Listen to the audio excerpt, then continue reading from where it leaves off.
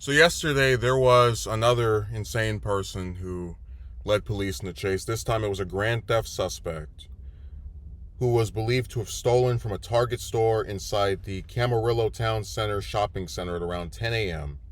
And they drove on the 210 freeway. This took place around Pasadena. And this pursuit ended in their demise. So I'm going to play clips of it and then we'll get more into this story. Right now through that on the emergency lane, we're picking up. We are on the 210. We're going to start getting into the La Cañada area. I'm hopeful that we'll be able to keep a signal up because it's going to be one of those spots where our microwave signal might be having a problem. But right now, though, we're keeping an eye on this pursuit. California Highway Patrol chasing him. Originally started in Simi Valley. I do know Simi Valley deputies originally were in pursuit, and then they handed off to California Highway Patrol. Again, the original want, unknown to me at this time. Well, actually, we're finding out some information according to the CHP West Valley scanner that the original want may have been theft. And it's still at this continuing point, here? yeah, but we're not sure. Obviously, unconfirmed, and information changes moment to moment as we watch and follow something like this occurring. But it's really the speeds that are dangerous at this point. Araxia pointed out Friday light. But soon, you know, you're going to be dealing with more Friday traffic as conditions change out there on the roads. And we welcome all of you. We are watching this pursuit. We began watching this towards the end of the 10 o'clock hour. Stu up in Skyfox over the scene right now. There you see it on the 210 East, passing exit 17, La Crescenta there. Obviously, this vehicle we hear is a theft suspect wanted for some kind of a theft issue. You see how dangerous this individual is as he or she makes his or her way down the freeway there. Oh my gosh. Very close to so many vehicles. I know it is really nerve-wracking, just complete disregard for any rules and laws and other people's safety at this point. So Stu, pick it up from there and lose. You know, I'm trying to. Whoa! Oh my goodness! Oh my I don't want to gosh. show that on television. Yes. Oh no. Oh wow. No. This is good. This is one of those ones where I don't even want to push in on that. No. I think the driver was ejected on that collision right there. We're going to need a moment or two to actually find out exactly what happened, but definitely collided with that pickup truck. And this is what I was talking about the whole time. That type of collision. You know that. If what I saw is what I saw, which I hope it's not, this has come to a very tragic ending. You can see the California Highway Patrol. I want to push in, but I don't want to put anything on air that would be offensive or that we don't want to see. But you can see California Highway Patrol still kind of close by. Maybe that was just the airbag that I saw floating around on the outside of that vehicle when that collision happened. But it definitely looked like it definitely hit on the driver's side. There is no doubt about that. And of course, it ripped open the side of that car. California Highway Patrol making their way over there right now. I'm looking for some kind of acknowledgement if I can push in a little closer, if I should stay wide. It looks like they are taking the person out of the vehicle right now, but that condition I can't say because we can't see it. But this pursuit coming to a very tragic end out here. We're in the Pasadena area, technically 210 right by the exit 19, which I think might actually be the 2. But these are the ones that it saddens me to see that type of incident happen out there. And of course, this person probably very injured, and this pursuit coming to an end out here with a tragic collision on the 210. So in the footage that we showed, apparently while this guy's driving, he just smacks up into the back of this car, and because it's very blurry, I don't know if he himself flies out. I know that the side door just gets basically torn off. And this, of course, is where the pursuit stops, and that's normally how this goes, right? There's some piece of the car that gets damaged beyond repair, and that ends the pursuit usually instead of the guy giving himself up.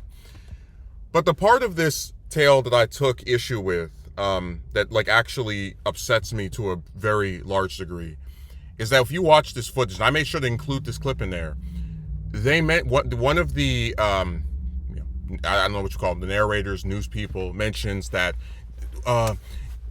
we apologize for showing that and we don't want to get any closer. And I'm just thinking to myself,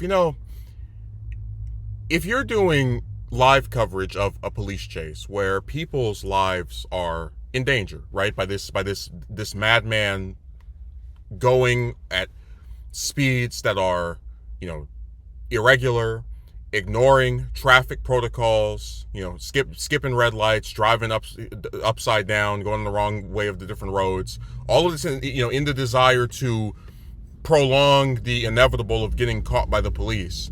And that person ends up getting themselves killed by virtue of their own disregard for the life of others and their own.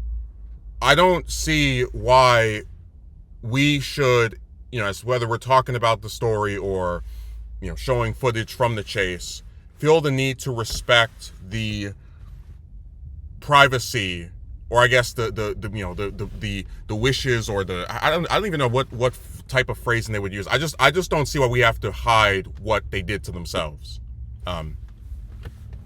because that car only smacked into the back of the truck by virtue of driving so goddamn fast that didn't have enough time to turn over to the side. So it is a completely self-inflicted fatal injury that for some reason these news anchors don't want people to see. They don't want you to be aware that, hey, when you drive dangerously, you can end up getting someone killed, including yourself. But that's been the number one problem I've had with corporate media. Like even like a lot of the local stations, which are more, likely to cover stuff happening in the area. They have this thing where they want to shield people, right? Oh, don't use bad words. Oh, don't show this. But if you're carrying live footage of a police chase, sometimes casualties occur. And a lot of times it's not even the perpetrator. I mean, we talked about the madman last month that, did what he did with hitting the 10 cars. And he possibly, could have killed someone out of all those different cars that he was striking. And it would still be valid to show the footage, or at the very least the collisions, because it's demonstrating that when these reckless, demonic, dangerous dingbats do these things, they have no regard for the safety of others. They have no regard for their own safety. I mean, I'm even hearing, and I didn't want to put this in here because I can't confirm it, that grand theft from Target was apparently over items that were roughly around $900 in worth. Imagine like losing your life over, trying to steal items totaling to $900. But let's flip it on its head. Imagine countless people facing threat of being deceased because of you trying to steal, again, $900 worth of items. I'm just tired of the censorship with regard to when we have footage of these people. I don't, because first of all, it's very blurry. You're far away. They act like we're zooming in right on the man's mangled remains as the car. Oh, no, it's literally, you're watching someone try to avoid the police. They're an idiot, so they're driving ridiculously fast. They smack into the back of another car, and again, I don't know if this is exactly what caused the passing, or this was part of it, because that car then just kind of segues off to the side. But the point is that you're watching something that they couldn't have foreseen happening, that was a possibility of happening, although, and now that it's occurred, we're supposed to just shh. Don't look at it. We're sorry for acknowledging that when people do violent, dangerous things, it can sometimes end in a violent, dangerous way.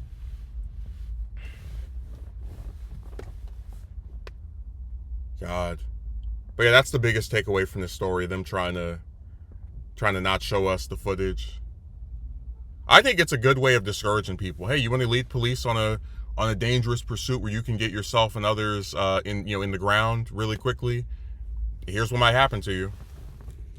It's just like when they put out the video of the Uvalde school shooting, and they deleted, or I guess they muted the audio of the children screaming. I wasn't even asking to see anyone, get blasted. It's just the noise, right? The sound and the inference you can make from the sound getting taken out, again, allows people to have that dissonance, that inability to just go, wow, this is something that can really happen. And God, that's the sound of people dying, you know, and that's what I find just so upsetting about corporate media. They're all so afraid to offend people that they will fight reality itself to avoid that. Oh, there's a footage of this guy being reckless and then, you know, getting himself, taken out. Oh, well, we have to make sure we don't show that, which, by the way, they ended up showing it later on, about 2-3 minutes later. So that, you know, so that's already like proof that when they say they're sorry, it's not sincere. But